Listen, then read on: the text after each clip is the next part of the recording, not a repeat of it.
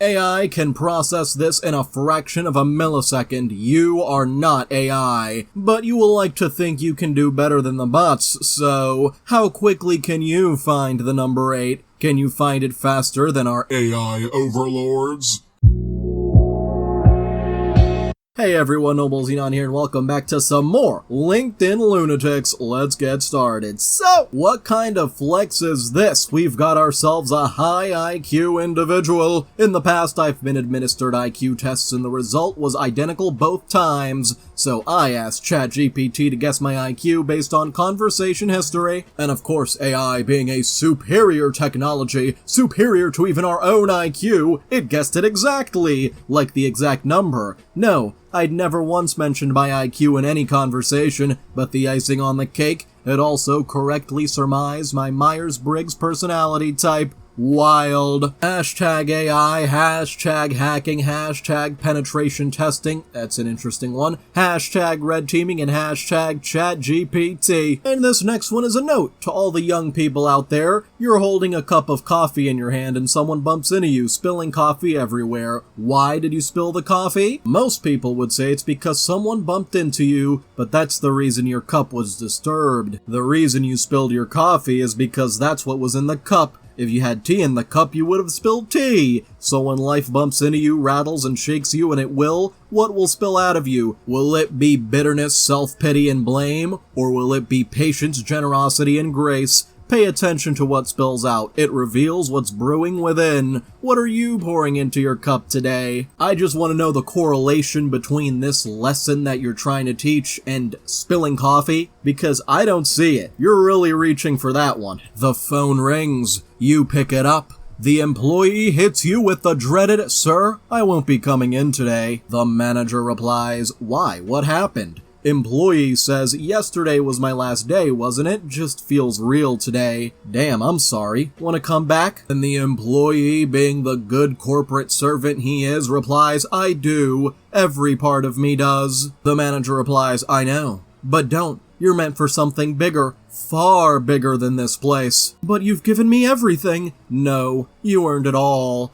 Now go. Make me proud." Phone cuts. Employee softly, "Love you, sir. Thank you for everything." What kind of weird fanfiction style writing is this? It's some kind of weird manager fantasy, I don't know. And now if your defense against being called a cult is thanks, we take that as a compliment, you might be proving the point. You're teaching people to be in a cult. I've heard this before, and honestly, I take it as a compliment, which is highly concerning, not gonna lie, because cult is short for culture. Is it really? Because it usually refers to something very different. What some people call a cult is often just what it looks like when a company actually invests in its people, its purpose, and its why. When culture is strong, contagious, and values-driven, it stands out, especially to those who haven't experienced it yet. At Orange Theory, we build that kind of culture. In every training, we don't just teach the what, we lead with the why. That's how we create consistent, powerful experiences in studios across the country. This week,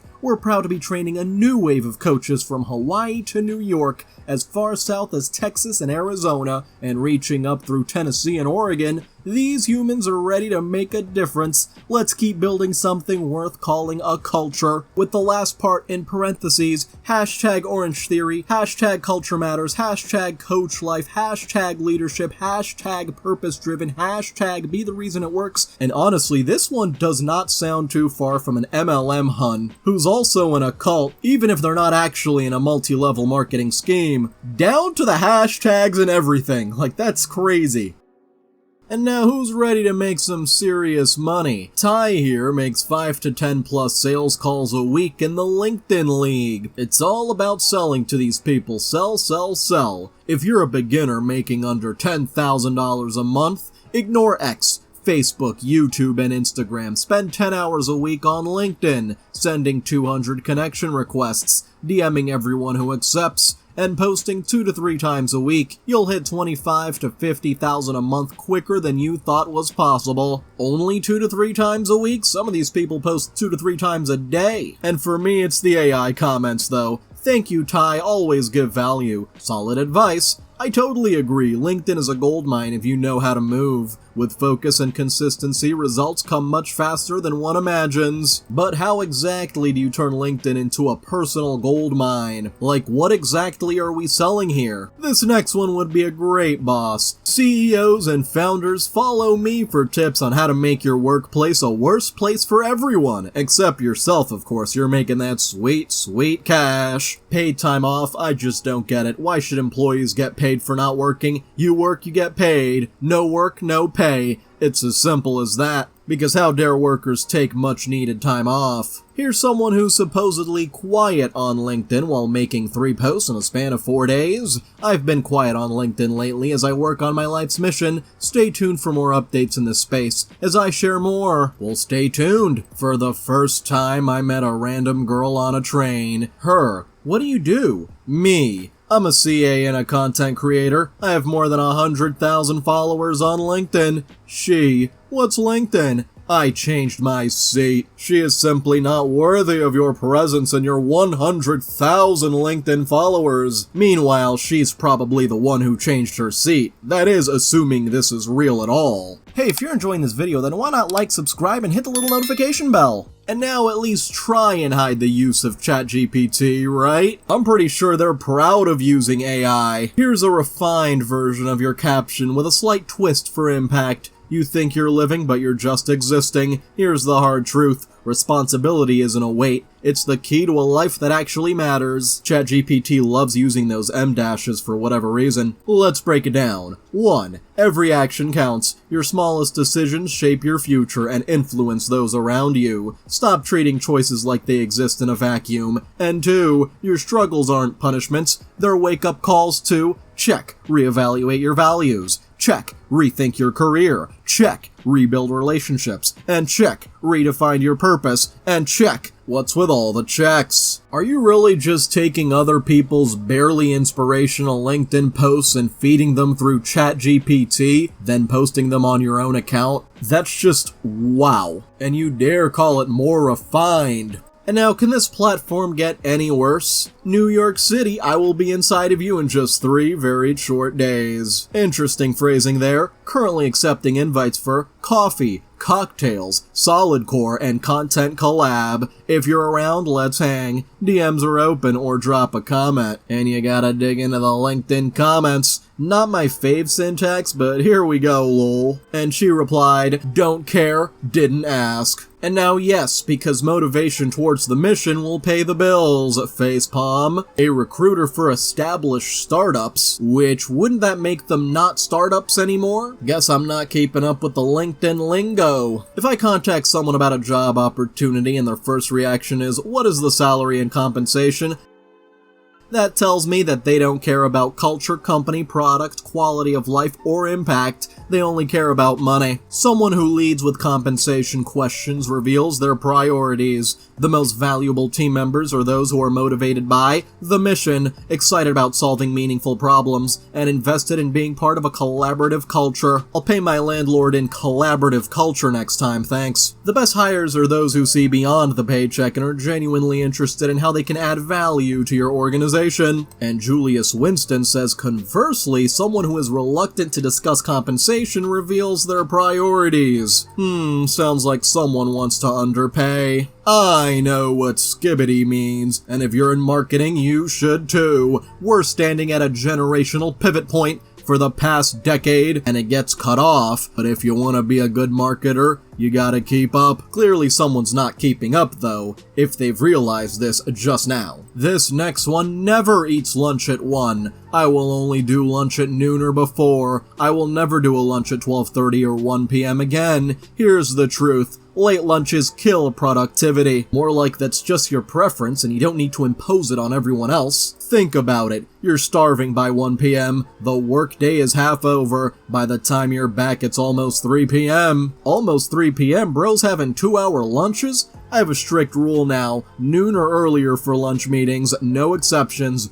Why? Because it lets me start my afternoon fresh at 1 p.m., get 3 solid hours of deep work, take a power nap if needed, always needed, and finish strong without a food coma. Most people default to whatever works for others, but controlling your schedule isn't being difficult, it's being intentional. Your time is your most valuable asset. Protect it fiercely. Protect it so fiercely you take 2 hours for lunch. A few hours ago, an intern on our team misspelled vertels as vertex. I was furious. I don't even know why, but when someone calls vertex as vertex, something just snaps in me. My teammates try to calm me down, but honestly, I didn't even want to calm down, not for a second. That's when I made a decision. I'm gonna make vertex so big that the entire world starts spelling vertex as vertex. No unicorn status, no acquisition exit, just pure positioning, so strong that people believe vertex is the correct spelling. I'm going to change the world by using misspellings as branding. Truly a sign of a company that might take over the world. And for this next one, people drink tap water and then they wonder why they can't hit $1 million in revenue. If you drink tap water, you are literally insane. Every year I travel during the summer. Been doing this for the last 10 years, and I spend the entire 3-4 months away from the Dubai heat.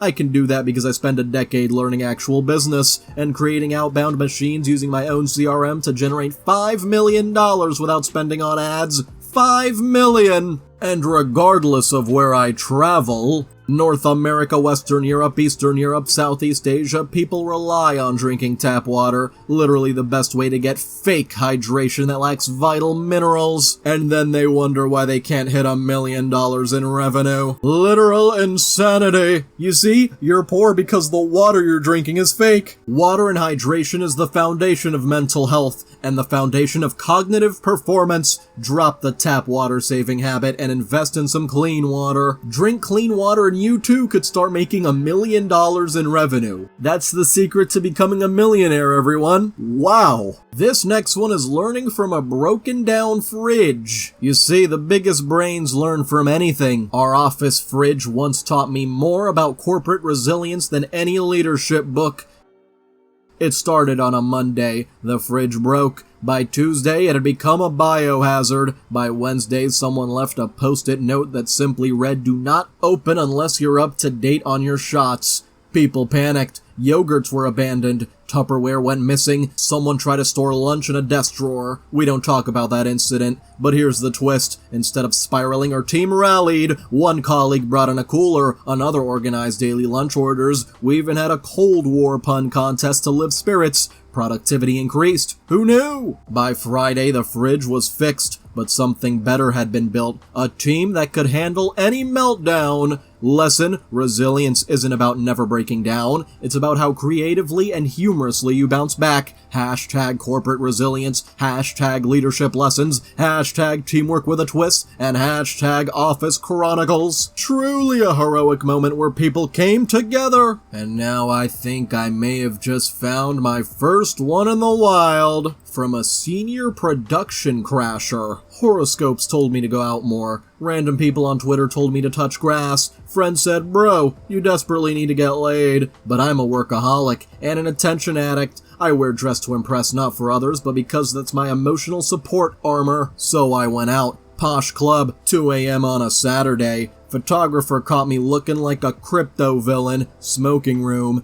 Two hotties were vibing. Then Slack notifications, production crash. While talking to them, I'm scanning JavaScript error logs on my phone, cross-referencing recent commits. Find the bug, report it. One of them walks away, the other loses interest. But in Slack, thanks man, you saved us. Attention hit achieved. Sex denied. And glory eternal. Moral: stay addicted to attention. Your colleagues will love you for it. Hashtag dev life, hashtag prod issues, hashtag club debugging, and hashtag night shift narcissist. Please tell me this one is satire, because there is no way someone actually did this. This next one's not surprised they become a millionaire by his early 30s. He's just too good at making money. 3 ridiculous things I did in my 20s to accelerate success. 1. Went 100% sober, no alcohol or drugs. 2. Deprived myself of internet for 4 years in my apartment, yet now here you are on LinkedIn. And 3. Volunteered to be my boss's personal assistant for no increase in pay, just to learn. But by 30, I was a millionaire. Yes, learn from the best, be used by the best, and become the best. That's totally how that works. I'm not surprised I became a millionaire by my early 30s, because I put myself through hell in my 20s. A short list of insane things I did. From a person who doesn't know what short means, because this list is pretty damn long. 1. No internet. When I was in my early 20s, I didn't allow myself to have internet in my apartment until I finished writing my first book, Confessions of a Teenage Gamer. It took me 4 years, but I did it. 2. Started my first company with only $5,000. I started my first company at 26 years old with $5,000 in savings and no backup plan. And 3. I convinced one of my best friends to quit his job and build a ghostwriting agency with me. And when he said it was too risky, I removed the risk by working double time and paid him a salary out of my savings for 4 months. Must have been paid very little then. I did this until we figured out how to land more clients. And 4. I got put in the hospital. When our agency took off, I pushed myself so hard I ended up in the hospital with shingles. I'm not sure how that can give you shingles, but okay. Instead of stopping, I popped painkillers for a month and continued taking sales calls, client calls, and interviews with new hires. Because that's what millionaires do, they work through the pain. 5. I kept almost no cash on hand and constantly bought more Bitcoin. Depending on when this was, this person could have made more money through the Bitcoin than through his own business. 6. Had multiple side projects. While working 60 hours a week, I took on side projects helping crypto companies with their messaging and getting paid in tokens. We've got ourselves a crypto bro over here. All of them went to zero. Learned a lot though. That maybe you shouldn't work with every crypto company you see because most of them are just making shit coins that are gonna crash. Many of them crashing them intentionally, taking money in rug pulls. 7. Took on investors. We sold 20% of our ghostwriting agency to 2 angel investors, knowing there was massive risk in this being the wrong decision for the company. It was, but also knowing we'd learn a ton in the process. We did. 8. Took hardly any vacation. When I finally took a vacation in 2019, my first real vacation in years, I realized I was on the wrong path. I also realized nobody could get me off the Ferris wheel except me. Came home and fired 20 plus people on one Zoom call, shutting down my agency. Yes, you go on vacation and the first thing you think, fire everyone. 9. Spent the first year of the pandemic ghostwriting for a few people to pay rent and writing my next book, The Art and Business of Online Writing. That book has since generated $300,000 plus and sold tens of thousands of copies. And 10. Building Ship 30 for 30 on nights and weekends. When I started Ship 30 with Dickie Bush, I was still ghostwriting to pay the bills and he was still working at BlackRock. We both worked nights, mornings, and weekends to build Ship 30 into a multi-7-figure business. 11. Oh god, I thought we were done. Started a paid newsletter. When I started Category Pirates, that was in addition to ghostwriting and starting to scale Ship 30, which meant giving up all my hobbies and writing 8 to 12 hours every single weekend. I have always been a burn the boat sort of person, so Dickie Bush better watch out. Ship 30 might sink at any moment. When I want to do something, I remove the possibility to turn around when things get hard. I force the decision to find a way through, and I always do. By the way, ghostwriting is how I get paid to write all day, every day. Want to get paid to write for industry leaders? Click visit my website at the top of this post for a free 5-day email course showing you how to get started, and then probably get sold something in those emails because guess what? This whole post was one big ol' ad. Yep. It doesn't matter what experiences this person may have had or not had, as long as he gets that money. Oh yeah. For this next one, would you want to have sex with you? Time for some real talk, boys and girls. Sir, this is LinkedIn. Yes, on LinkedIn, which some of you treat like some sacred place where no sex talk is allowed. Give me a break. People are people on all platforms. Plus, I haven't played by the rules my entire life. I'm not about to start now, so fasten your seatbelts and hear me out. If you look in the mirror and don't think, yeah, I would do me, don't expect much interest from anyone else either. People will think of you largely based on how you think of yourself. It's on you to make yourself as desirable, hireable, investable, and everything else you would like to be. Work on yourself until you become the version of you who has everything you want. Well, that certainly takes personal branding up a notch. If you're not ready for the casting couch, you're not ready for the millionaire's table. This has got to be the wildest education history I've seen on LinkedIn. This dude went to Harvard summer school and got a 4.0 GPA back in 2016. Yes, Harvard summer school. And then the actual college they went to, Rose-Hulman Institute of Technology, got a Bachelor of Arts in Statistics, and a 3.6 GPA, majoring in math and minored in computer science. Finished in 3 years because I had nothing to do but studying. Gotta hit the books, you know. And then also list Cornell, August to September 2018, supposedly a statistics master's degree, admitted and did not go. Why? I thought I can learn everything in the syllabus by reading blogs on the internet. Why waste the tuition money? Shrugs. And Northwestern University, a master's degree in artificial intelligence, that once again doesn't exist, admitted and did not go. Why? Instead of learning AI by taking classes, I decided to start my own NLP open source project. Okay, but why not just list that project? I guess this way you get a lot more attention. And now, isn't my job interesting? Aren't you impressed? Social media managers on an off day. Holy tabs and windows, what is going on here? You must have opened this insane number of tabs just for this post. There is no way you actually have that many open, right? Bro must be running this on a NASA supercomputer, cause how the hell have you not run out of RAM? And now third graders started joining LinkedIn. Avoid addition, instead use multiplication. Follow me for more tips and tricks. I guess basic math is now considered tips and tricks. Multiplication versus addition. Avoid this. 40 equals 5 plus 5 plus 5 plus 5 plus 5 plus 5 plus 5 plus 5.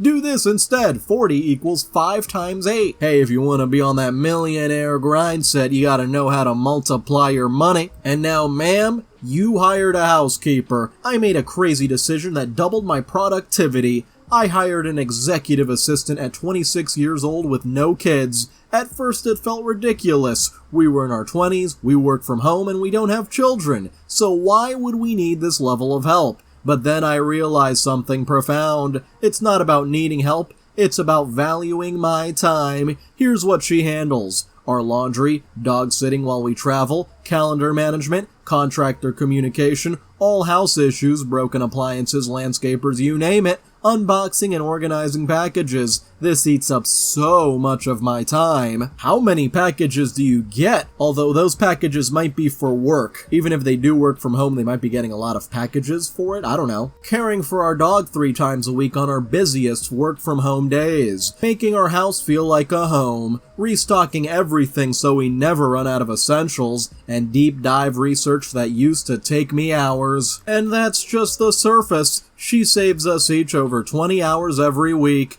That's time we now use to grow our businesses, because here's what I believe. Rich people buy time, and poor people buy things. No, poor people buy things because they can't afford a friggin' assistant. Like, how can you hire an assistant when you're barely earning about as much as them? So I created a guide, how to hire an assistant and buy back 20 plus hours a week. This will walk you through exactly how we did it. What to pay, how we hired, what to delegate, how we trained her. If you want access, DM me guide and I will happily send it over. Well, the guide isn't gonna do me much good if I don't have the money! And now what happened to shame? I accidentally ghosted the founder of a $9 billion company. 2 years ago, a friend from high school asked if I wanted to grab lunch. I responded late, and naturally we never ended up meeting. Less than a year later, he started Cursor, the AI coding tool, and grew by 9,900% in revenue,